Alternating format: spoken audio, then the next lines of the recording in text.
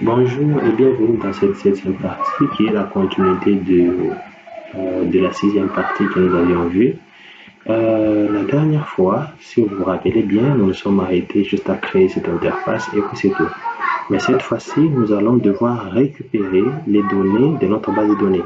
Je vous ai épargné des migrations, et ainsi de suite. J'avais déjà créé en avance une base de données qui s'appelle DASAG et à l'intérieur, nous avons quelques tables, nous avons le business hour et puis nous avons les time zones, ok, que vous pouvez voir là-bas. Alors, j'avais déjà créé ça. La seule chose que je peux faire, c'est devoir connecter mon application en base de données. J'utilise MySQL et sur les ports. Et là, je veux dire que c'est la base de données d'ASAP. OK? L'utilisateur reste le même, mais le mot de passe, c'est ça et puis ça. Voilà. Et j'enregistre. OK? Ce que je vais faire maintenant, c'est devoir maintenant récupérer les données de la base de données. Alors, ce que nous allons faire, c'est utiliser Axios. Axios, vous allez voir, nous allons utiliser Axios API. OK, Axios API. Et nous tombons directement sur, quand vous allez sur Axios API, vous êtes sur Axios API et vous tombez directement ici. Vous avez cette méthode Axios qui utilise la méthode POST.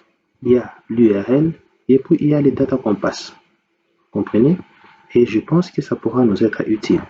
Et pour ça, pour éviter que nous puissions commencer à répéter tout ça tout le temps, nous allons nous créer un service, ok? Et ce service, nous allons créer ça à ce niveau-là. Nous entrons là-bas, nous fermons tout ça et nous créons un service. On va créer service, ok? Voilà. Et dans service, nous mettons un fichier commande service par exemple .js, ok, et à l'intérieur nous allons faire un export default, ok, voilà, un export default. Nous allons faire des dates, ok, et nous allons faire une méthode,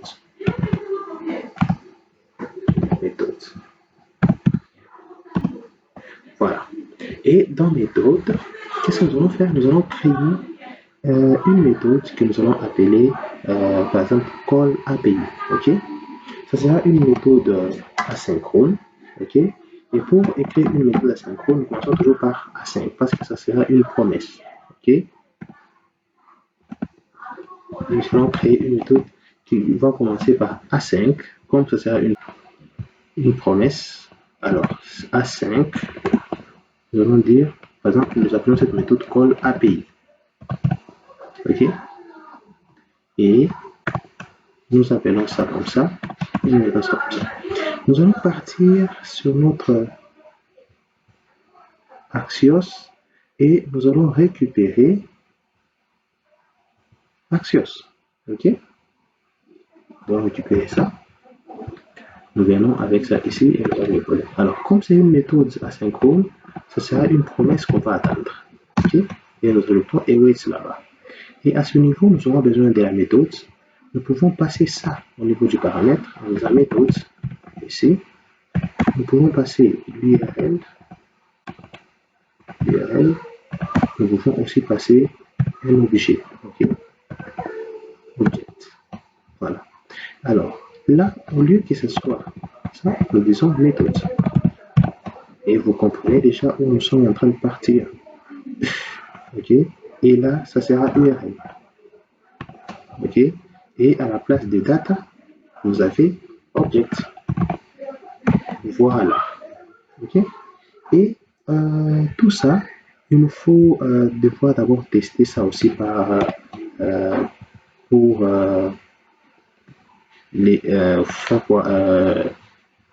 traiter aussi les erreurs. Alors, nous allons utiliser les try catch. Ok? Try catch. Ok?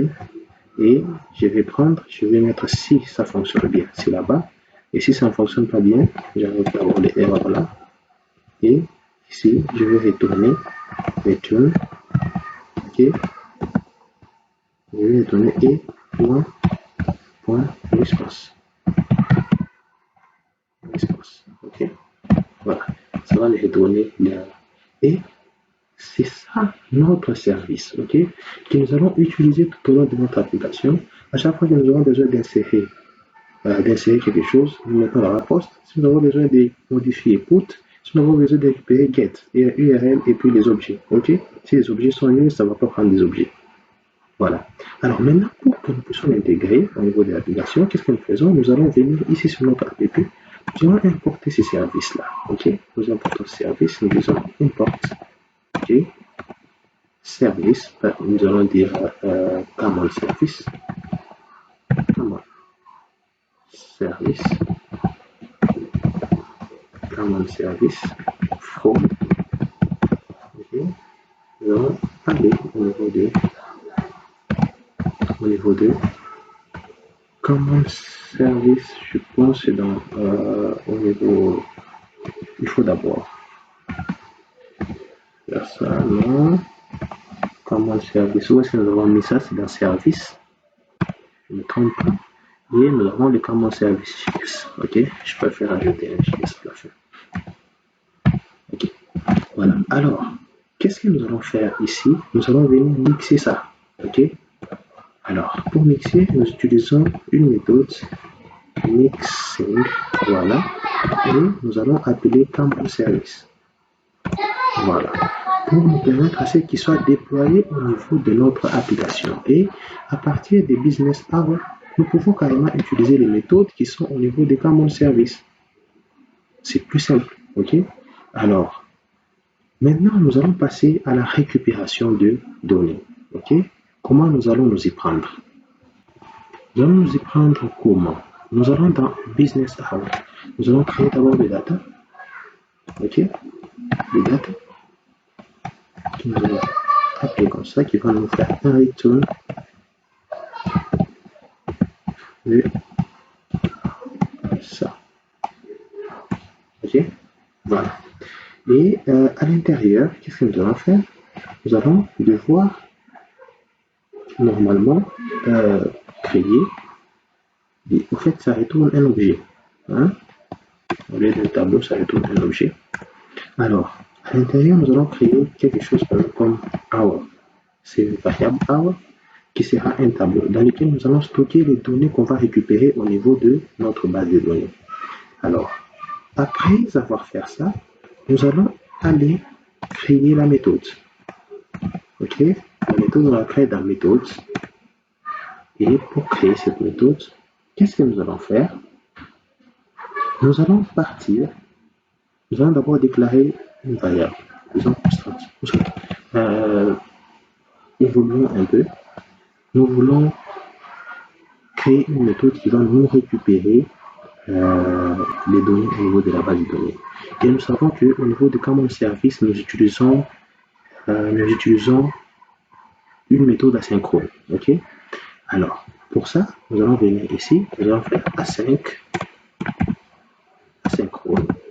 Nous mettons le nom de la méthode get hour et nous faisons ça. Ok. Nous mettons get hour et nous faisons ça. Alors, à l'intérieur, nous appelons notre méthode await. Ok. La méthode c'est call API et nous allons utiliser this.call API. Ok. Comme c'est écrit là-bas. Ok. Si vous n'êtes pas sûr, on peut le copier et puis on vient, on le met là-bas. Voilà. Cette méthode demande quoi? Pour la récupération des données, ça demande des verbes. Alors c'est get. Ok. Et puis, ça demande le path. Ok. Nous allons aller sur quel path? Ok. Alors, je veux me créer le path. Je vais dire que non. Quand vous regardez, nous n'allons pas utiliser les paths qui sont sur notre routeur. Ok. Nous n'allons pas utiliser ces paths-là parce que nous voulons aller sur un autre path qui va nous permettre de récupérer les données. Ok. Et pour récupérer les données, nous allons aller sur cette path API. Ok. nous allons préfixer tout ça des API et nous allons dire get hour. OK? Get hour. Et comme nous n'avons pas de data parce que c'est une récupération, nous allons laisser ça vide. OK? Et nous allons le mettre dans une variable const, OK, qui va s'appeler response. Response. Voilà. Et nous mettons virgule. OK? Maintenant, response va nous retourner le statut. Si c'est bon, response va retourner le statut 200. OK? Disons si c'est 200, c'est entre 200. OK? Qu'est-ce que nous faisons? Nous allons devoir stocker les data dans notre variable que nous avons déclarée CO. OK? Ici. Alors, c'est là que nous allons stocker nos data. Nous allons dire, OK, tu vas prendre response.data. OK? Et là, vous imaginez, ça ne va pas passer parce que cette route n'existe pas. Et pour la créer, il faut que j'aille dans route, dans webroute. OK? Nous allons créer une route en commençant d'abord par le contrôleur lui-même. OK? Nous allons ouvrir le terminal. Nous allons taper PHP artisan make contrôleur. Nous donnons le nom de contrôleur. OK? Nous allons dire ça va s'appeler business hour contrôleur. Voyez? Donc ça, on dit c'est pas artisan, c'est artisan. Okay. Mais nous n'oublions pas, nous allons créer aussi le modèle. Le modèle, ça sera make model. OK? Make model. Voilà, nous avons créé le modèle et puis nous avons créé aussi le contrôleur. Alors, nous allons venir ici, dans les routes, OK, get, nous lui donnons un API, donc slash API, alors pas slash, mais API slash, nous avons appelé cette route à notre niveau ici, nous l'avions appelé get hour, OK, et nous allons appliquer cela sur le contrôleur business controller, OK, classe. OK, et vous voyez qu'il m'a importé ça automatiquement au-dessus. Alors, ça sera sur la méthode index. OK, et nous pouvons donner le nom. Nous pouvons donner le nom à cette route. Par exemple, disons c'est home, pas home, mais API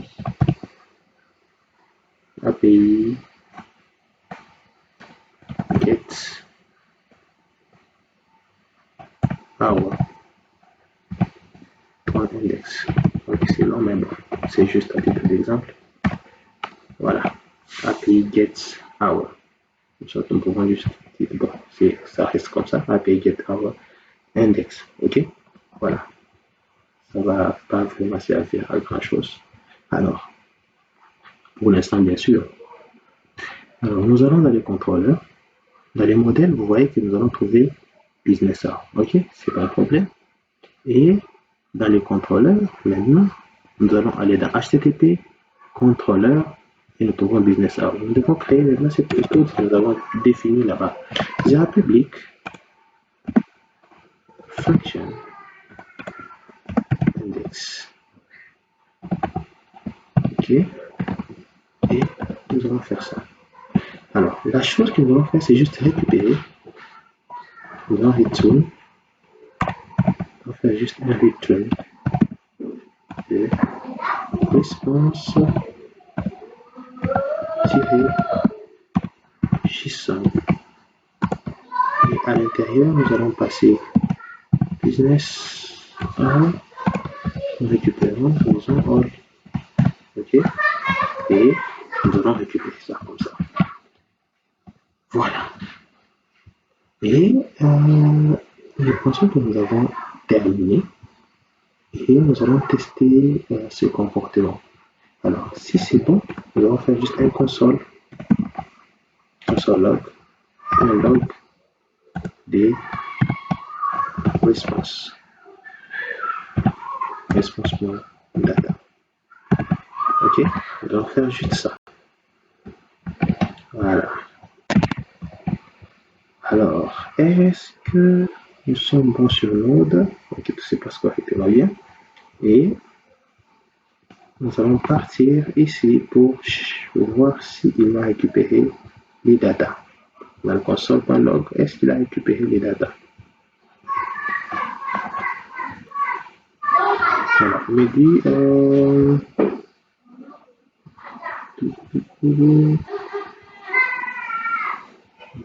de 200. Ok, nous allons checker ça. Ok, nous avons le truc, nous avons notre fonction. Nous devons le monter. On va faire monted. Ok, nous devons monter ça. Maintenant, pour le monter, c'est 10.get. Ok, ah ouais, c'est une fonction. Voilà. Nous allons essayer de voir si ça va marcher. Voilà. Il me donne, il me remplit toute cette histoire-là. Et nous retrouvons avec une promise qui dit response et unidentified. Ok, nous allons trouver une solution pour ça. Nous avons cette erreur ici. Disons, il dit qu'il n'arrive pas à reconnaître promise. Ok, nous allons un peu rentrer. Quand nous rentrons sur notre API, nous voyons que nous avons bien cette méthode, mais nous ne retournons rien. Ok, quand c'est try et que ça fonctionne bien, on ne retourne rien. Alors, il faut qu'on puisse dire que nous retournons ça. Et quand nous retournons ça, vous allez constater que, oups, allez, tout fonctionne bien. Et nous avons récupéré nos data. Ok, et puis quand vous vous rendrez compte, vous allez au niveau de la base de données dans DASAG, et puis vous allez là-bas, dans Business Hour, vous comprenez déjà que ce sont les mêmes données qu'on retrouve à ce niveau-là. Ok, voilà. La chose qui reste, c'est de pouvoir remplir ça à ce niveau-là. Ok, voilà. Qu'est-ce que nous allons faire pour remplir ça? Ok, comment nous allons faire pour maintenant récupérer nos données au niveau et les placer au niveau de notre table? Voilà, nous avons mis notre, nous avons rempli notre hour par le response data, ok? Et nous allons venir ici dans sur notre tableau. Nous allons supprimer tout ce que nous avons mis manuellement et nous laisser qu'un seul. Je pense que nous supprimons tout et ne laisser qu'un seul pour nous permettre de ne pas tout recommencer à zéro. Voilà. OK.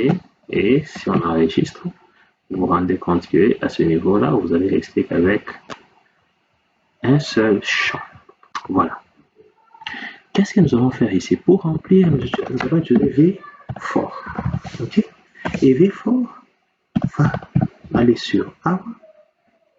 OK. Hours. OK. Qui est notre boss qui est là. OK. C'est ici. OK. Parce qu'il est déjà rempli. Et là-bas, il demande la clé. Ok, la clé c'est ça. Avant, on va lui donner l'ID. Ok, voilà. Et quand vous enregistrez, vous essayez, vous allez voir qu'il va multiplier les nombres des colonnes par les nombres des champs qu'il trouve dans la base de données. Ok, vous voyez, il a déjà multiplié. Alors, il faudra seulement juste remplacer. Et là, pour remplacer, pour prendre les valeurs, c'est comme dans Blade. Nous disons, ok, il va prendre our point et nous allons récupérer au niveau du champ. nous avons des champs business name par exemple. Nous disons, ok, on va prendre business,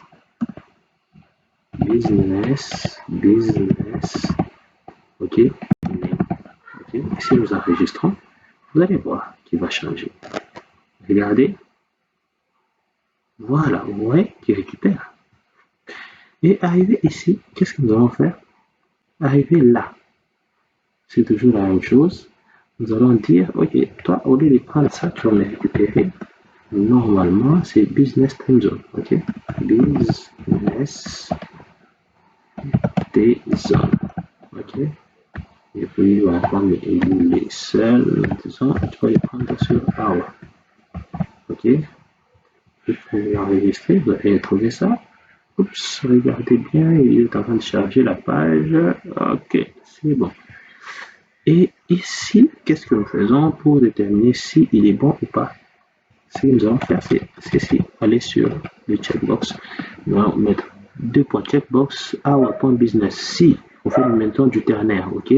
Si hour.business est égal à 1, nous allons mettre ça à true. Nous allons faire les checking à true, les checks à true. Sinon, nous mettons le check à false. Ok? Ça sera de même pour notre. Ok? Vous voyez qu'il me prend des 1. Ok? Et retournons là-bas. Et là, pour notre.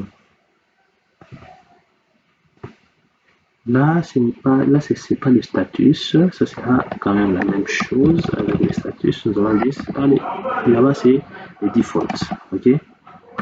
Default. Et nous enregistrons. Et sur le check-it des status, nous allons mettre ça, ok? Et nous allons enregistrer. Ok, vous voyez que nous récupérons nos données normalement comme il fallait qu'on puisse les récupérer. Donc, là, nous avons précisé, nous avons dit que si le business hour est égal à 1, ça signifie que nous allons checker, nous allons cocher nous allons activer notre statut, sinon nous le désactivons. Et c'est la même chose pour les boutons radio qui sont juste là. Ok, et vous voyez que les autres sont à 0 et quand même vous allez dans la base de données. Allons-y dans la base de données pour le business hour et vous allez regarder. Vous voyez que tous ces gens, les business status c'est à 1, c'est pourquoi il est coche à ce niveau-là. Et vous allez constater que le business default c'est seulement Africature qui est à 1. Ok, ici, ce champ-là qui est à 1. Et c'est pourquoi vous allez voir qu'il est en train de, qu'il a coché seulement Africa Turc. Ok. Je pense que nous avons fini la récupération et vous avez vu comment ça s'est passé. Et dans la prochaine vidéo, nous allons maintenant créer une time zone ou bien un business hour. Ok? Dans la prochaine vidéo. Si vous avez aimé, veuillez cliquer sur j'aime et partagez massivement cette vidéo afin de me donner encore beaucoup plus de courage. Si vous n'êtes pas encore abonné à ma chaîne, veuillez vous abonner et activer la cloche pour recevoir des notifications une fois que j'ai publié une vidéo. Allez, à plus, ciao.